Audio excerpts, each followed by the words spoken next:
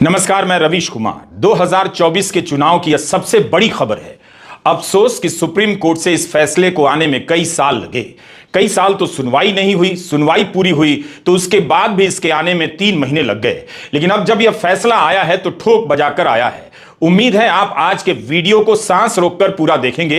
देखिए कि कैसे आपके भारत के लोकतंत्र का गला घोटने के लिए एक असंवैधानिक तरीका अपनाया गया और मोदी सरकार उसे पारदर्शी व्यवस्था बताती रही। आज उस पारदर्शी व्यवस्था के पीछे का गहरा अंधेरा सामने आ गया है। आप सभी के साथ लगातार धोखा हुआ है। सुप्रीम कोर्ट ने इलेक्टोरल बॉन्ड को असंवैधानिक करार दिया है, इलेक्टोरल बॉन्ड को रद्द कर दिया है। इस फ्रॉड व्यवस्था को लाने के लिए भारतीय जनप्रतिनिधित्व कानून, आयकर कानून और कंपनी एक्ट में संशोधन किए गए थे। उन सभी संशोधनों को रद्द कर दिया गया है। यही नहीं, जो इलेक्टोरल बॉन्ड पिछले 15 दिनों में आए हैं और भुनाए नहीं गए हैं, उन्हें लौटाना होगा। Chief justice of India DY Chandrachud, justice Sanjiv Khanna, justice BR Gavai, justice JB Pardiwala और जस्टिस मनोज मिश्रा की एक संवैधानिक पीठ ने पिछले साल नवंबर में सुनवाई पूरी कर ली थी और फैसला सुरक्षित कर लिया था। सुनवाई 3 दिनों तक चली। आज फैसला आ गया। हम आज के वीडियो में सुप्रीम कोर्ट के फैसले के अलावा इलेक्टोरल बॉन्ड से जुड़े सवाल, इस सवाल को कोर्ट तक ले जाने वाले हीरो की भी बात करेंगे। सुप्रीम कोर्ट के फैसले के पीछे कई लोगों ने लंबी लड़ाई लड़ी है। वे हताशा से गुजरे हैं, निराशा में डूबे हैं और आज उम्मीद से लबालब हैं। 10 साल में लोकतंत्र बचाने के कई मोर्चों पर उन्हें हार मिली है। इस जीत ने उन तमाम हारों का हिसाब आज बराबर कर दिया। क्या प्रधानमंत्री नरेंद्र मोदी सुप्रीम कोर्ट के इस फैसले पर संवैधानिक और नैतिक जिम्मेदारी लेंगे? उन्हीं के नेतृत्व में यह कानून पास हुआ जिसे आज कोर्ट ने असंवैधानिक करार दिया। गोदी मीडिया के कितने पत्रकार प्रधानमंत्री नरेंद्र मोदी से सवाल पूछने की हिम्मत कर पाएंगे? इलेक्टोरल फंड को लेकर सारे सवाल आज सही साबित हो गए। क्या पता एक दिन पीएम केयर फंड को लेकर भी यही हो जाए। जो सरकार चुनावी चंदे के मामले में इतना दुस्साहसी, असंवैधानिक कदम उठा सकती है, उसे आज जवाब देना चाहिए था कि उसने ऐसा क्यों किया। यही नहीं, प्रधानमंत्री मोदी की नाक के नीचे, आंखों के सामने उनकी पार्टी ने चंडीगढ़ में जो किया आपने देखा। लोकतंत्र की हत्या की, सुप्रीम कोर्ट ने पकड़ लिया, तब भी कोई नैतिक जिम्मेदारी लेने सामने नहीं आया। 10 दिनों के भीतर मोदी सरकार और उनकी पार्टी का इतना बड़ा फ्रॉड सुप्रीम कोर्ट ने पकड़ा है। प्रधानमंत्री के पास आज मौका है इसी सवाल पर वे पहली बार, 10 साल में पहली बार प्रेस कॉन्फ्रेंस कर दें। ईडी और इलेक्टोरल बॉन्ड, इन दो के दम पर नरेंद्र मोदी और उनकी पार्टी ने चुनावी मशीनरी का साम्राज्य खड़ा कर दिया था। ईडी के सहारे विपक्ष के नेताओं को जेल में डाला गया, पार्टी में तोड़फोड़ की गई, तो इलेक्टोरल बॉन्ड के सहारे विपक्ष की आर्थिक क्षमता को कमजोर कर दिया गया। देखते देखते भारत की राजनीति से विपक्ष तेजी से गायब होने लगा।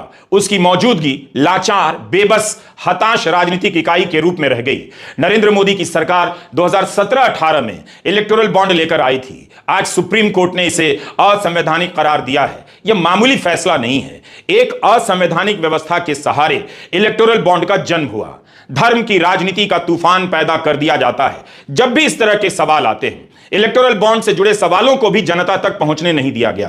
गोदी मीडिया, जो अपने पेशे के धर्म की रक्षा नहीं कर सका, जो संवैधानिक धर्म की रक्षा नहीं कर सका, जब भी इस तरह के सवाल आते हैं, मंदिर के सामने खड़ा हो जाता है, उसका फोटो लेकर धर्म रक्षक बन जाता है। और जनता ने भी इन सवालों की परवाह नहीं की। मगर आज सुप्रीम कोर्ट ने इलेक्टोरल बॉन्ड को असंवैधानिक कहते हुए रद्द कर दिया है।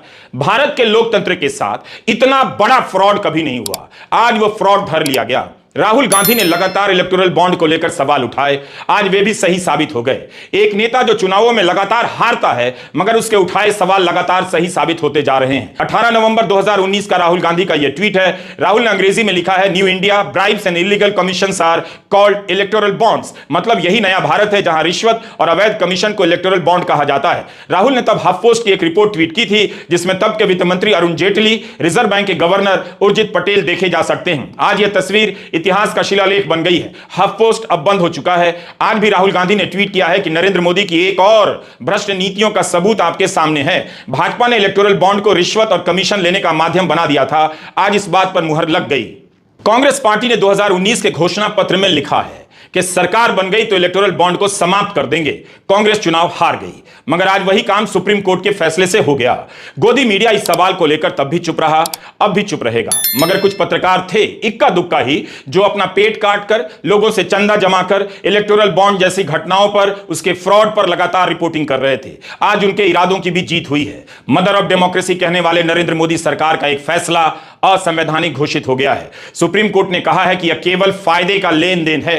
क्विड प्रो क्यों है? इसका मतलब यही हुआ कि उद्योगपतियों को फायदा पहुंचाओ, हजारों करोड़ों का चंदा लो, उन्हें लाखों करोड़ का मुनाफे का अवसर दो। इलेक्टोरल बॉन्ड स्कीम और जनप्रतिनिधित्व कानून व कंपनी कानून में किए गए संशोधन अनुच्छेद 19(1)(a) का उल्लंघन करते हैं, सूचना के अधिकार के विरुद्ध हैं और असंवैधानिक है। कंपनी एक्ट में किए गए संशोधन से कॉर्पोरेट द्वारा असीमित चंदा दिया जाना अनुच्छेद 14 का उल्लंघन है। सुप्रीम कोर्ट ने बॉन्ड जारी करने वाले स्टेट बैंक से कहा है कि सबसे पहले बॉन्ड की बिक्री तुरंत बंद की जाए। 3 हफ्ते के भीतर जिन व्यक्तियों और कंपनियों ने बॉन्ड खरीदे हैं उनकी जानकारी तैयार की जाए।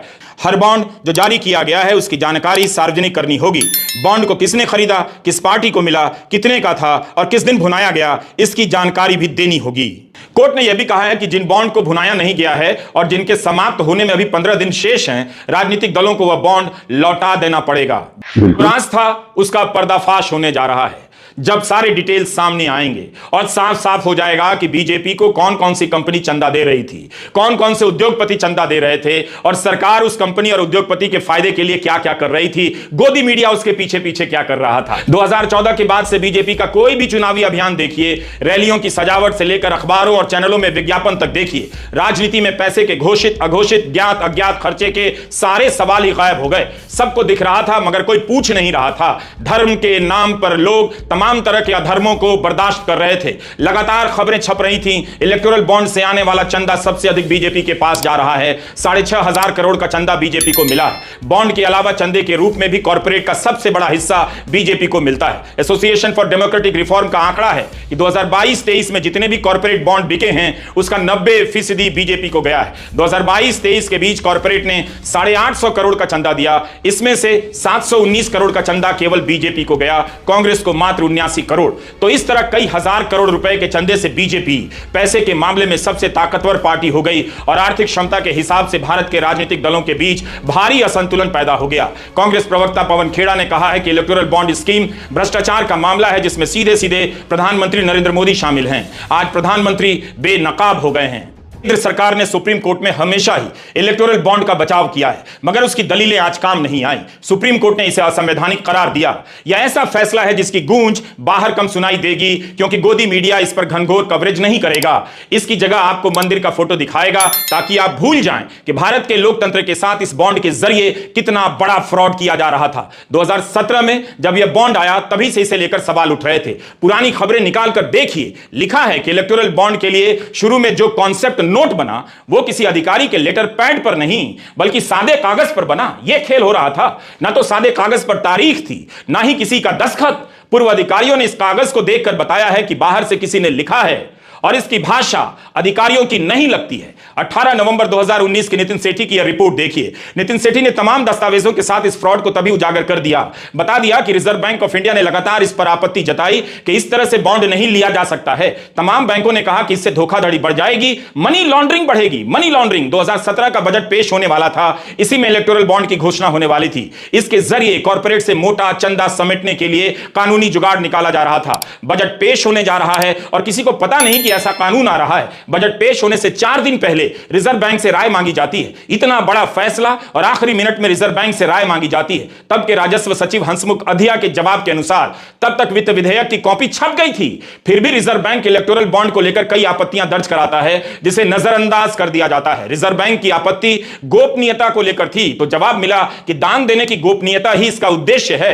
बजट पेश करने से 4 दिन पहले एक सीनियर टैक्स अफसर को कुछ गड़बड़ियां नजर आती हैं। उसे इरादा समझ आ जाता है कि इसके जरिए बड़े कॉर्पोरेशन, बड़ी बड़ी कंपनियां अपनी पहचान छिपा लेंगी और बेपनाह दौलत राजनीतिक दलों के आगे बिछा देंगी। यह तभी मुमकिन होगा जब भारतीय रिजर्व बैंक के अधिनियम में बदलाव किया जाए। उसी दिन वित्त मंत्रालय की तरफ से रिजर्व बैंक के डिप्टी गवर्नर को ईमेल भेजा जाता है और उनसे तुरंत टिप्पणी मांगी जाती है। 30 जनवरी 2017 को रिजर्व बैंक कहता है कि उसके अधिनियम में संशोधन करने से गलत परंपरा शुरू होगी, मनी लॉन्ड्रिंग बढ़ जाएगी, पैसा किसी तीसरी पार्टी का होगा और खरीदने वाला कोई और होगा। इससे पारदर्शिता का लक्ष्य पूरा नहीं होगा।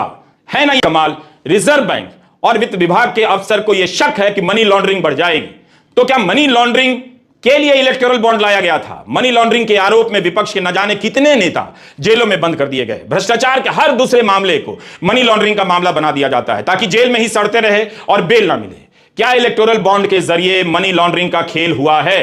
सुप्रीम कोर्ट ने कहा है कि राजनीतिक प्रक्रिया पर व्यक्ति से ज्यादा असर कंपनियों का होता है। कंपनियां मनमाने तरीके से चंदा दे सके, इसके लिए मनमाने तरीके से कंपनी एक्ट के सेक्शन 182 में संशोधन कर दिया गया और इसी के साथ कंपनी और व्यक्ति दोनों को बराबर कर दिया गया। जबकि चंदा देने वाले एक व्यक्ति की तुलना में कंपनी अपने चंदे के बदले राजनीतिक दल और उसकी सरकार से कहीं ज्यादा बड़े फायदे हासिल कर सकती है। कोर्ट ने कहा कि इन संशोधनों से मुनाफे और घाटे में चल रही कंपनियों के बीच के फर्क को मिटाना मुश्किल होता है, इसलिए इन संशोधनों को रद्द कर दिया गया। यह बात हमने तब भी बताई थी जब अदानी पूर्व एनडीटीवी में प्राइम टाइम किया करता था कि इस संशोधन के बाद मनी लॉन्ड्रिंग का खेल हो सकता है। हमने इलेक्टोरल बॉन्ड को लेकर कई प्राइम टाइम किए, बाद में अपने YouTube channel Ravish Kumar official पर भी इस मुद्दे को लेकर विस्तार से कवरेज किया।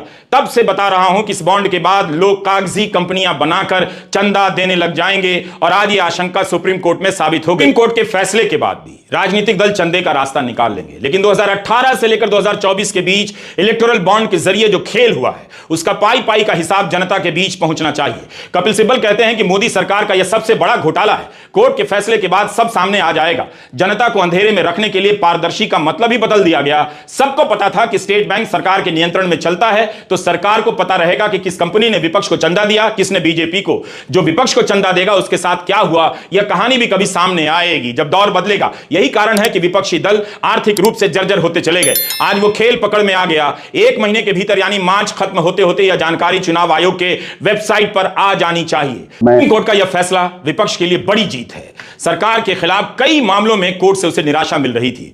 पूर्व जजों ने भी सुप्रीम कोर्ट के कई फैसलों को लेकर निराशा जाहिर की और तर्कसंगत नहीं बताया। एक दिन पहले उमर खालिद ने सुप्रीम कोर्ट से अपनी जमानत याचिका वापस ले ली। 14 फरवरी का दिन भारत के न्यायिक इतिहास में सबसे उदास करने वाला दिन रहा कि एक युवक ने अपनी याचिका सुप्रीम कोर्ट से वापस ले ली। 14 बार उसके मामले की सुनवाई नहीं हो सकी। इन सभी को याद करते हुए, सामने रखते हुए आज के फैसले को देखिए। शायद इसीलिए आज का फैसला एक ऐसा फैसला है जिसने चंद उद्योगपतियों के हाथ में चुनावी व्यवस्था के गुलाम बन जाने की एक बड़ी कोशिश रोक दी। और वो कोशिश कौन कर रहा था आप जानते हैं और मैं बता चुका हूं। कपिल सिब्बल, प्रशांत भूषण, शादान फरासत, निजाम पाशा, विजय हंसारिया ने बहस की है। आज सिब्बल अपने घर में ही मीडिया से घिरे रहे। तबियत ठीक नहीं होने के कारण फैसले को ऑनलाइन ही सुना। मगर ऐसे कितने सवालों को लेकर सिब्बल और प्रशांत भूषण और निजाम पाशा जैसे वकील हालात से लोहा लेते रहे हैं। क्या बाकी वकीलों को यह सब सवाल नजर नहीं आ रहे हैं? क्या उन्हें आज के दिन नहीं लग रहा होगा कि उन्हें भी ऐसे वक्त में अपनी संवैधानिक भूमिका निभानी चाहिए? इन सभी वकीलों ने अपने वकील होने का आज फर्ज निभा दिया। इन वकीलों की बदौलत ही इतना बड़ा चुनावी घोटाला भारत के सामने आ सका है। इस मामले में याचिका दायर करने वाली संस्था association for democratic reforms ADR है, कॉमन कॉज है, सीपीएम पार्टी है और कांग्रेस की नेता जया ठाकुर हैं। सीपीएम के नेता सीताराम येचुरी ने बयान जारी कर सुप्रीम कोर्ट के फैसले का स्वागत किया है। एडीआर की रिपोर्ट लगातार छप रही थी। जगदीप छोकर लगातार लिख रहे थे, बोल रहे थे कि चंदा केवल बीजेपी को जा रहा है, यह बॉन्ड एक किस्म का घोटाला है। इन सभी की बात आज सही साबित। एडीआर के जगदीप छोकर के साथ साथ रिटायर्ड कोमोडोर लोकेश बत्रा ने अनगिनत आरटीआई किए। वे भी इस जीत के नायक हैं। उनकी जानकारी ने इस फ्रॉड को हर तरफ से घेर लिया। कभी वे नासिक के सरकारी प्रिंटिंग प्रेस से पूछा करते थे कि कितना बॉन्ड प्रिंट हुआ है, तो कभी राजस्व विभाग से। सरकार के ही कई विभागों में आरटीआई दायर कर लोकेश बत्रा ने उस दौर में वो कर दिखाया जब कई लोग हाथ पर हाथ धरकर बैठ गए हैं कि अब कुछ नहीं हो सकता। लोकेश बत्रा ने यह भी उजागर कर दिया कि पारदर्शी होने के नाम पर यह बॉन्ड लाया गया है, मगर सरकार डिजिटल पेमेंट से बचना चाहती थी। आखिर दुनिया भर को डिजिटल पेमेंट का लेक्चर देने वाली सरकार इलेक्टोरल बॉन्ड के मामले में केवल डिजिटल पेमेंट से क्यों बच रही थी? सरकार जानती थी कि लोकेश बत्रा जैसे लोकतंत्र के सच्चे सिपाही आरटीआई करेंगे, इसलिए इलेक्टोरल बॉन्ड को आरटीआई से अलग किया गया। यानी कोई नहीं जान सकता था कि किस कंपनी ने चंदा दिया, किसने बॉन्ड खरीदा। सुप्रीम कोर्ट ने कहा ऐसा करना आरटीआई का भी उल्लंघन है। ना कुछ हो रहा था, मगर सरकार को पता था कि दबदबे की राजनीति के लिए धन चाहिए और धन मिलता रहे, कॉर्पोरेट खुलकर उसकी पार्टी को धन दे सके, इसलिए कानून चाहिए। ऐसा नहीं कि इलेक्टोरल बॉन्ड से दूसरे दलों को चंदा नहीं मिला, मगर सबसे अधिक और कई गुना अधिक चंदा बीजेपी को ही मिला। इलेक्टोरल बॉन्ड के लिए फाइनेंस बिल का सहारा लिया गया। 2018 में इसे नोटिफाई कर दिया गया। चुनावी चंदे की व्यवस्था को साफ सुथरा करने के नाम पर इलेक्टोरल बॉन्ड लाया गया, मगर इसे लाने का तरीका भी फ्रॉड था और जिस इरादे से लाया गया वो भी फ्रॉड निकला।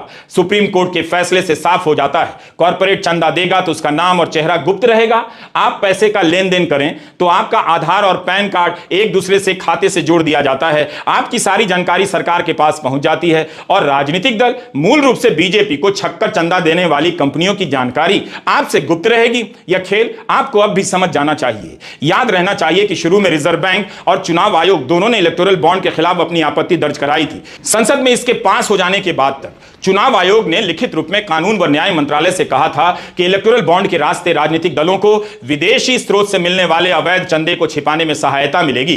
रिटायर्ड कमोडोर लोकेश बत्रा ने आरटीआई के जरिए इन आपत्तियों के कागजात निकाले थे, जिसके बाद नितिन सेठी ने अपनी रिपोर्ट फाइल की। सवाल उठ रहे थे कि चंदा देने वाला शेल कंपनी बनाएगा, काला धन राजनीतिक दलों के यहां खपा देगा। तब तो चुनाव आयोग भी चाहता था कि इलेक्टोरल बॉन्ड वापस ले लिया जाए। कानून मंत्रालय ने इन आपत्तियों को वित्त मंत्रालय के पास भेज दिया, मगर वित्त मंत्रालय ने अनदेखा कर दिया। फिर भी अक्टूबर 2018 के अंत तक चुनाव आयोग इलेक्टोरल बॉन्ड को वापस लेने की बात करता रहा। इसके लिए कई बार रिमाइंडर भी भेजा गया, लेकिन वित्त मंत्रालय ने अनदेखा कर दिया। तो ऐसा क्या हासिल किया जाना था? रिजर्व बैंक ने कहा कि इलेक्टोरल बॉन्ड पारदर्शी नहीं है। चुनाव आयोग को सर्वोपरि मानने का लेक्चर देने वालों ने चुनाव आयोग की बात नहीं सुनी। चुनाव आयोग ने इस इलेक्टोरल बॉन्ड का विरोध किया। इसके बाद भी इलेक्टोरल बॉन्ड का कानून बनाया गया। हर स्तर पर झूठ बोला जा रहा था, कुछ छिपाया जा रहा था तो कुछ आधा अधूरा कहा जा रहा था। दिसंबर 2018 में राज्यसभा में तृणमूल कांग्रेस के सांसद मोहम्मद नदीमुल हक ने सवाल किया, क्या चुनाव आयोग ने इलेक्टोरल बॉन्ड को लेकर आपत्ति दर्ज कराई थी? तब वित्त राज्य मंत्री पी राधाकृष्णन ने जवाब दिया, आपत्ति दर्ज नहीं कराई, जबकि रिजर्व बैंक और चुनाव आयोग दोनों ने आपत्ति दर्ज कराई थी। बाद में निर्मला सीतारमण को मानना पड़ा कि चुनाव आयोग ने आपत्ति दर्ज कराई थी। उस समय तक retired commodore Lokesh Batra RTI के जरिए इन आपत्तियों के कागजात निकाल चुके थे। तब सांसद नदीमुल हक ने विशेषाधिकार के हनन का मामला दर्ज कर दिया, लेकिन इसके बाद भी वित्त राज्य मंत्री अपने पहले जवाब पर अड़े रहे। अप्रैल 2019 में चुनाव आयोग ने सुप्रीम कोर्ट से कहा कि आयोग इलेक्टोरल बॉन्ड के खिलाफ नहीं है, लेकिन इनके गुमनाम होने के खिलाफ है। सोचिए, अभी तक 16,500 करोड़ का इलेक्टोरल बॉन्ड बिका है। इनमें से 95% चंदा 1 करोड़ वाले बॉन्ड से आया है। इसका मतलब है कि अमीर लोगों का दबदबा बढ़ा है। इतना ज्यादा पैसा कोई धन्ना सेठ दे सकता है या फिर कोई कंपनी। अब सबके नाम सामने आएंगे तो पर्दा हटेगा। कानून इस तरह से बनाया जाता है कि विदेशी कंपनियां भी बॉन्ड खरीद सकती थी। आपको विदेशी फंड या चंदे के नाम पर डराया जाता है। कितने ही संस्थानों को मिलने वाला विदेशी फंड बंद करवा दिया गया, मगर राजनीतिक दलों को विदेशी कंपनियां चंदा दे सकती थी और उनका नाम गुप्त रहेगा। इसका इंतजाम मोदी सरकार ने इलेक्टोरल बॉन्ड में कर दिया था। यह सवाल भारत की जनता, गोदी मीडिया और उसके संपादकों ने क्यों नहीं पूछा कि विदेशी कंपनियों को गुप्त रूप से चंदा देने की छूट क्यों दी जा रही है? इस भ्रम में ना रहें कि इसकी खोजी रिपोर्टिंग गोदी मीडिया कर रहा था। गोदी मीडिया इतिहास में केवल इसीलिए दर्ज किया जाएगा कि इसने भारत के लोकतंत्र की हत्या करने में भूमिका निभाई है। पत्रकारिता के लिए इसे कभी याद नहीं किया जाएगा। द रिपोर्टर्स कलेक्टिव के नितिन सेठी ने सबसे पहले इलेक्टोरल बॉन्ड पर 6 पार्ट में रिपोर्ट जारी की। नवंबर 2019 से लेकर 30 जनवरी 2020 के बीच उन सारी रिपोर्ट छपती है। कमोडोर बत्रा ने अपने सारे दस्तावेज सार्वजनिक कर दिए कि कोई भी इन्हें पढ़ ले, जांच ले कि उनकी बात सही है या नहीं। नितिन सेठी ने हजारों पन्नों के दस्तावेजों का महीनों अध्ययन किया, तब जाकर इसे प्रकाशित किया। उनकी रिपोर्ट तमिल, अंग्रेजी, हिंदी और मलयालम में है। न्यूज लॉन्ड्री पर सारी रिपोर्ट हिंदी में मिल जाएगी। सोचिए, एक पत्रकार जो अपने दम पर लोगों के चंदे से पत्रकारिता कर रहा है, वो ऐसी रिपोर्टिंग करता है। लेकिन जिस गोदी मीडिया को जनता के पैसे से ही सैकड़ों करोड़ों रुपए के विज्ञापन मिलते हैं, उनके यहां ऐसी पत्रकारिता नहीं होती है। आपके पैसे से ही आपका गला घोटा जा रहा है। मेरी यह बात लिखकर अभी तुरंत अपने पर्स में रख लें। रिपोर्ट यही बताती है कि इस कानून के पीछे का इरादा सही नहीं था। यह पारदर्शी कानून नहीं था। यह एक ऐसा कानून था जिसके जरिए पैसे के सोर्स को गुप्त रखना था। गोपनीयता की बात को समझना जरूरी है। सरकार ने बार बार यही कहा, हमारा मकसद है दान देने वाले की पहचान सामने ना आए, क्योंकि इससे पारदर्शिता सुनिश्चित होगी। मगर जब पहचान गोपनीय होती है तो किसी कंपनी के शेयर होल्डर को भी इसकी जानकारी नहीं होगी कि कंपनी का पैसा कहां कहां लग रहा है। ना ही किसी पार्टी को वोट करने वालों को पता होगा कि उनकी पार्टी को पैसा कहां से मिल रहा है। जीतने के बाद यह पार्टी उस पैसे के बदले में उस कंपनी के लिए क्या करेगी। सुप्रीम कोर्ट ने आज जो कहा है वही बात 1957 में 2 अलग अलग फैसलों में बॉम्बे और कोलकाता हाई कोर्ट ने कही थी। दोनों अदालतों ने कंपनियों द्वारा सरकार को निर्बाध चुनावी दान देने के खतरों के बारे में चेताया था। बॉम्बे हाई कोर्ट के तत्कालीन चीफ जस्टिस MC छागला ने कहा था, यह एक ऐसा खतरा होगा जो बहुत तेजी से बड़ा हो सकता है और जो इस देश में लोकतंत्र का गला घोंट सकता है। केस यह था कि टाटा आयरन एंड स्टील चुनावी चंदा देने की अनुमति चाहती थी। टाटा के वकील ने कहा कि कंपनी इतना तो कर ही सकती है कि अपनी सालाना बैलेंस शीट में चंदे की जानकारी शामिल करे, लेकिन चीफ जस्टिस ने कहा कि यह शर्त बहुत कमजोर होगी। उन्होंने कहा कि सिर्फ यह काफी नहीं होगा कि शेयर धारकों को पता चले कि किसे चंदा दिया गया है, मगर यह भी जरूरी है कि मतदाताओं को पता चले कि पार्टी को चंदा कैसे मिल रहा है। उन्होंने कहा कि अगर मतदाता को पार्टी के बारे में जानकारी नहीं है तो कोई भी लोकतंत्र सुचारू रूप से काम नहीं कर सकता है। इलेक्टोरल बॉन्ड में ठीक उल्टा हुआ, दोनों बातें उलट दी गई। ऐसा कानून लाया गया कि कंपनी के शेयर धारकों को भी पता ना चले और मतदाताओं को भी। आपकी आंखों के सामने इतना बड़ा घोटाला हो गया, फिर भी वो कहते हैं हमारी सरकार के दौर में कोई घोटाला नहीं हुआ। नमस्कार, मैं रवीश कुमार।